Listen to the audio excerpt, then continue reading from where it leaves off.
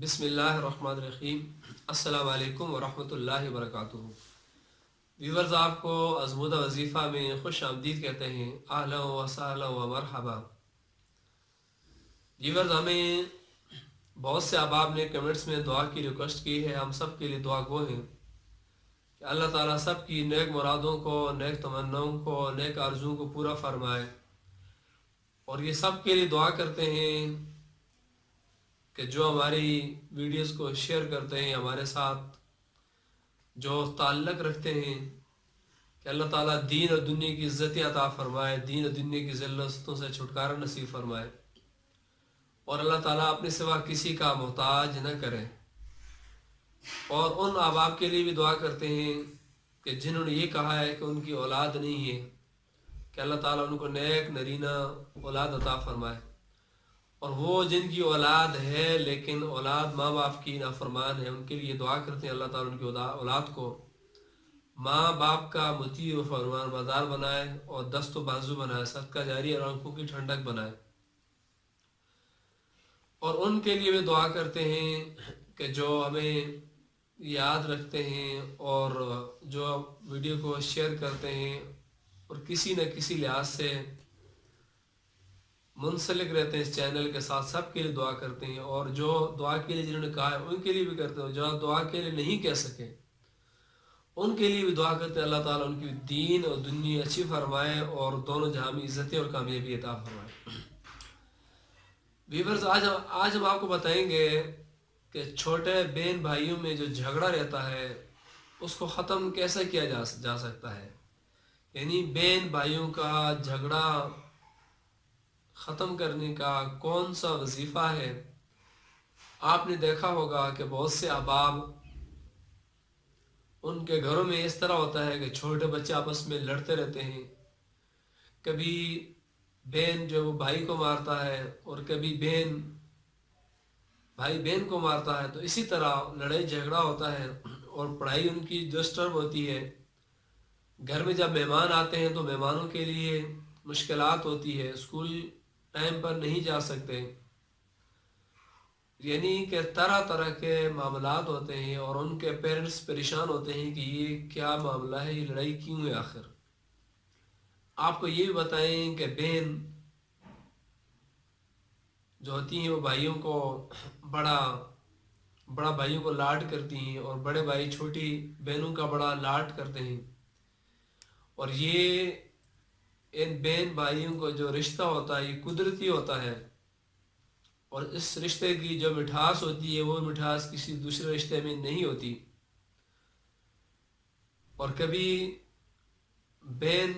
جو ہے وہ چھوٹے بھائی کی سر میں کنگھی کرتی ہے، یعنی ماں کی جگہ لے لیتی ہے، اور اس سے دلاسا کرتی ہے، اس کو پیار کرتی ہے۔ جب چھوٹا بچہ روتا ہے تو اس کو چپ کرانے کی وہ کوشش کرتی ہے، ان طرح طرح سے اس طرح کوشش کرتی ہے کہ چھوٹا بھائی وہ نہ روئے اور کسی طرح سے اس کو سکون پہنچے۔ یہ معاملات ہر جگہ چلتے رہتے ہیں۔ اور کبھی ایسا ہوتا ہے کہ بہن بھائی ایک دوسرے کا عیب چھپاتے ہیں، اپنے پیرنٹس کے سامنے ان کی کوئی بات بیان نہیں کرتے، اور کبھی ایسا ہوتا ہے کہ دونوں ایک دوسرے کی شکایتیں کرتے ہیں، اور ایک دوسرے کے اوپر یہ کوشش کرتے ہیں کہ یہ فلاں چیز اس نے توڑی ہے، بہن کہتی ہے بھائی نے توڑی ہے، بھائی کہتا ہے یہ چیز بہن نے توڑی ہے، یعنی طرح طرح کے اس طرح کے معاملات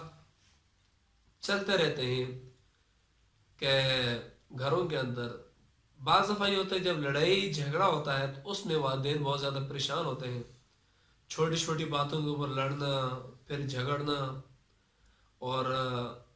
بعض دفعہ یہ ہوتا ہے کہ ایک دوسرے کو مکوں سے بھی مار دیتے ہیں، تھپڑ بھی لگا دیتے ہیں، یعنی طرح طرح کی جو ہے نا وہ معاملات چلتے رہتے ہیں گھروں میں۔ تو اب اگر اسی